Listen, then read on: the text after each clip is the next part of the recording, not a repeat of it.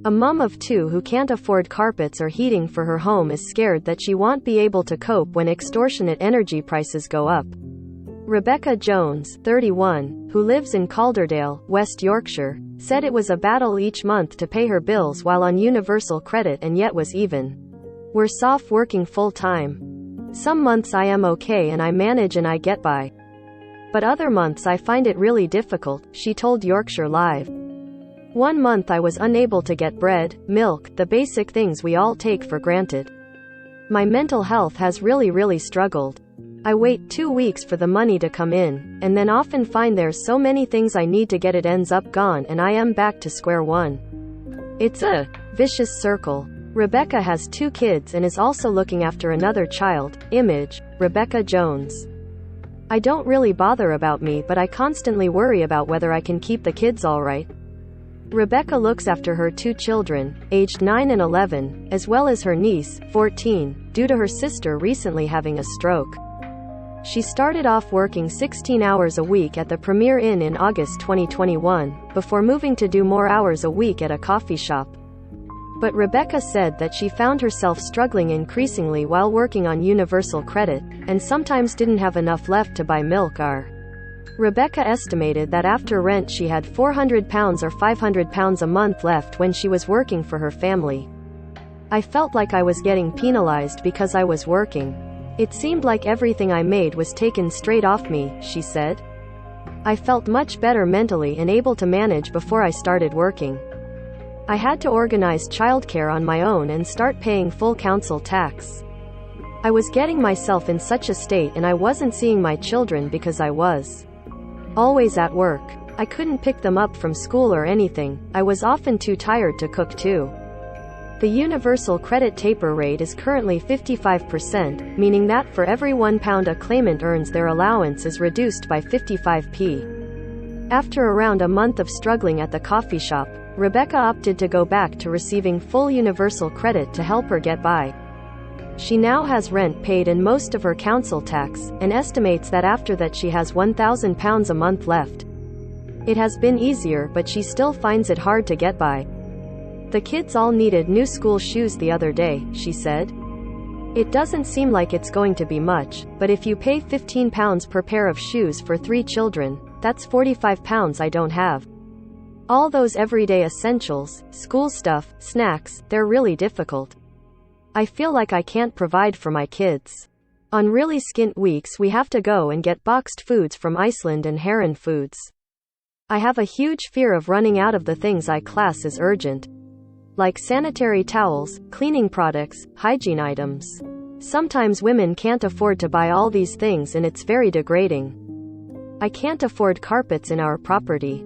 Recently my son tripped over and got a huge splinter in his foot and I had to take him to the hospital to get it sorted. The nurse made a joke about us needing to get carpets in the house and I felt so judged.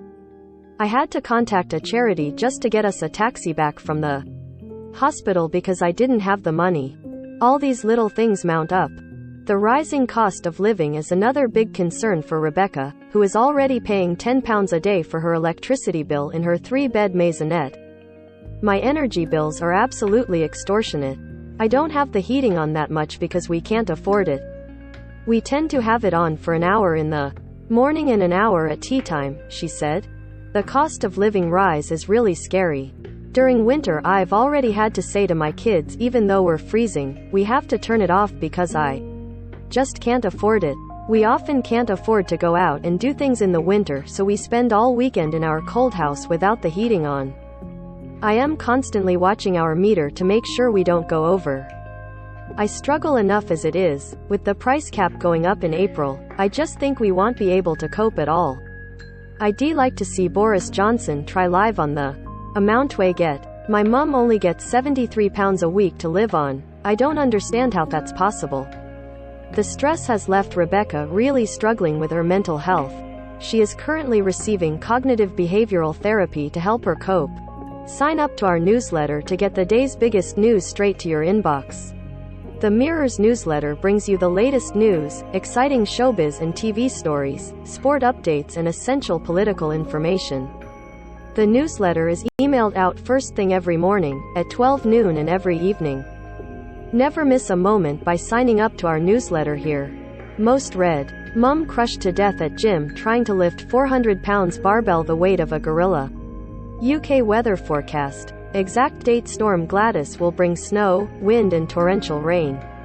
Family left speechless by vet's letter days after they put beloved dog to sleep.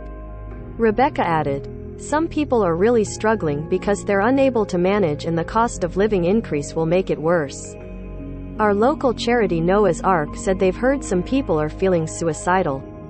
I enjoy going to work and have always been part of a working family, but it started to feel pointless. I do understand why people want to stay on benefits because it's so much less stress. People don't understand how difficult it can be. I think something needs to change. The universal credit taper rate was reduced from 63p to 55p recently by the Department of Work and Pensions (DWP). The DWP states it provides a financial safety net while claimants go back to work. There is also some support for upfront childcare costs through a flexible support fund award. A DWP spokesperson said, our changes to universal credit are boosting nearly 2 million working families by £1,000 a year on average, making sure work pays, with our upcoming 6.6% rise in the living wage offering another boost. We recognize people are facing pressures with the cost of living, which is why we are taking decisive action through a £200 discount on bills this autumn and a £150 non-repayable reduction in council tax bills through the £9 billion energy bills rebate.